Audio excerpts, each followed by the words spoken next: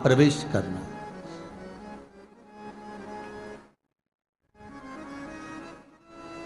आज हमें किस जगह पर प्रवेश करना है, आज हमें कहां पहुंचना है, आज हमें किस जगह जाना है। और जिस नगर में जिस मार्ग से लक्ष्मी और दरिद्रता निकल कर जाती है, ये दोनों का जब निकलना होता है, इनको स्थान दिया गया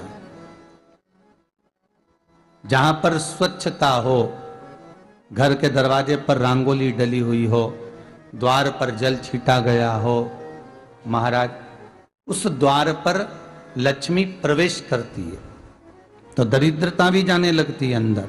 जब दरिद्रता अंदर जाने लगती है तो लक्ष्मी उसको रोक देती है, पहले मैं देखकर आती हूं कि तेरे लिए स्थान है कि नहीं है, तू यहां रुक।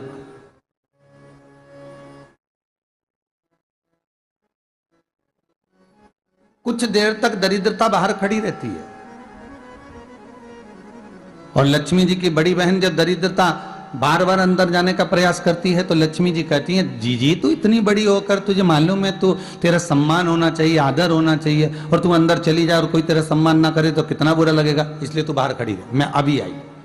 अंदर जाती है और जब लक्ष्मी जी भ्रमण कर लेती हैं, अंदर प्रवेश कर कर आती हैं, और प्रवेश कर कर आती हैं तो दरिद्रता पूछती है चले अंदर।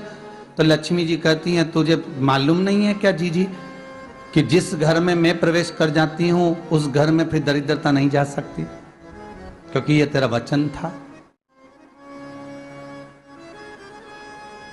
ये तेरा वचन था। अपन दोनों का जब मंगल विवाह हुआ था, मेरा विवाह जब नारायण के साथ में हुआ और तुम्हारा विवाह जब दुस्साह मुनि के साथ हुआ, दरिद्रता का विवाह दुस्साह मुनि के साथ हुआ। जब अपना दोनों का विवाह हुआ था तो अपन दोनों ने एक वादा करा था कि जिस घर में लक्ष्मी प्रवेश कर जाएगी उस दिन फिर दरिद्रता नहीं जाएगी, और जिस घर में दरिद्रता प्रवेश कर जाएगी उस घर में फिर लक्ष्मी नहीं जाएगी। अब जब मैं अंदर देख कर आ गई हूं तो तू अंदर नहीं जा सकती, अर्थात लक्ष्मी के चरण जिस घर में पड़ गए उस घर में फिर दरिद्रता प्रवेश नहीं कर रही। चलते चलते फिर दरिद्रता ने देखा और लक्ष्मी जी इसको लेकर गई, और लक्ष्मी जी ने देखा कि इसके दरवाजे पर जल नहीं छीटा गया, इसके दरवाजे पर ना रंगोली डली है, इसका द्वार साफ नहीं हुआ है, इसके द्वार पर दीप नहीं है, इसके द्वार पर कलश नहीं है, इसके दरवाजे पर ढेर सारा कचरा पड़ा हुआ है, कोई श्वान कोई कुत्ता गंदगी भी कर कर चला गया है, कहीं बिल्ली ने गंदगी कर रखी है, कहीं जीवों ने कुछ गंदा गिरा रखा है। तो फिर लक्ष्मी जी कहती है, जी जी अब मैं होकर आ गई थी ना, अब तू जा, तू होकर आ। और दरिद्रता प्रवेश करती है तो अंदर जाकर क्या देखती है दरिद्रता कि इतनी सवेरे से मैं घूमने इनके दरवाजे पर आई और ये तो सब चादर तान के चकाचक गुर्राटा भर भर कर सो रहे हैं। तो दरिद्रता कह देती है, तुम्हारा भाग्य ही बेकार है, तो मैं क्या करूं, तुम ऐसे ही सोते रहो। और दरिद्रता गुस्से में बाहर निकल कर आती है, लक्ष्मी से कहती है, लक्ष्मी तू इसके घर में जाना ही मत। तो दरिद्रता को कहती है, जीजी तेरी बात नहीं मानूंगी क्या मैं? लक्ष्मी जी बोली, मैं तेरी बात नहीं मानूंगी, बिल्कुल नहीं जाऊंगी इसके घर में, तू चिंता मत कर, चल आगे चले। फिर आगे बढ़े। ये लक्ष्मी और दरिद्रता का प्रवेश। आपके घर का द्वार, आपके घर का दरवाजा। फिर निवेदन करूंगा एक बहुत सुंदर बात, हमें महाराष्ट्र से सीखना चाहिए, हमें साउथ से सीखना चाहिए, दक्षिण से। जिस समय पर भक्ति देवी यमुना जी के घाट पर रो रही थी अपने पुत्र ज्ञान और वैराग्य को गोदी में लेकर, समय देवऋषि नारद ने एक प्रश्न किया था कि तुम कहां पर पोषित हुई हो, तुम्हें ऊर्जा कहां से प्राप्त हुई? तो कहा, मैं गुजरात से तो चली हूं।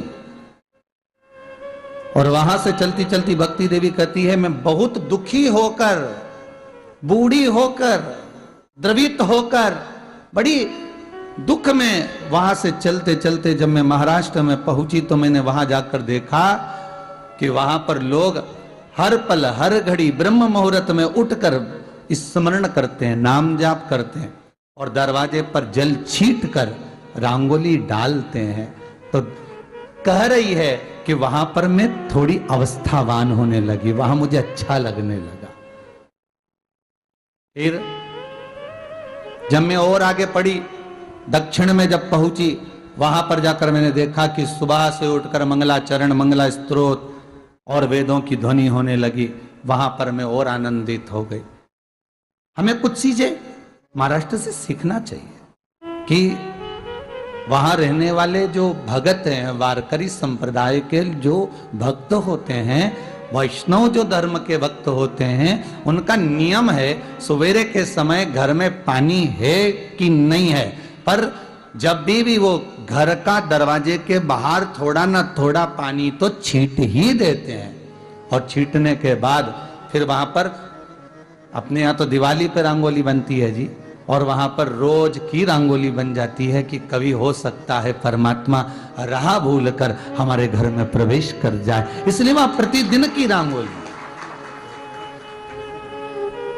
प्रतिदिन।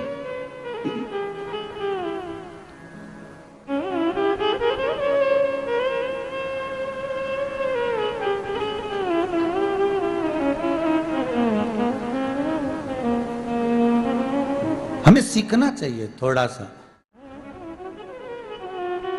आज के जमाने में तो बहू अपने कमरे की झाड़ू लगा ले, वो ही बहुत बड़ी बात है। हो खड़ी खड़ी बहू ये देखती रहेगी कि नौकरानी सही से झाड़ू लगा रही, वहां से लगा के लाओ, इधर से हेड के ले जाओ, वहां से कचरा सोरो, वहां से पोछा लगाओ। खड़ी रहेगी, उंगली से बताती रहेगी, पर इतना नहीं बनेगा कि सेविका से, नौकरानी से, दासी से कह दे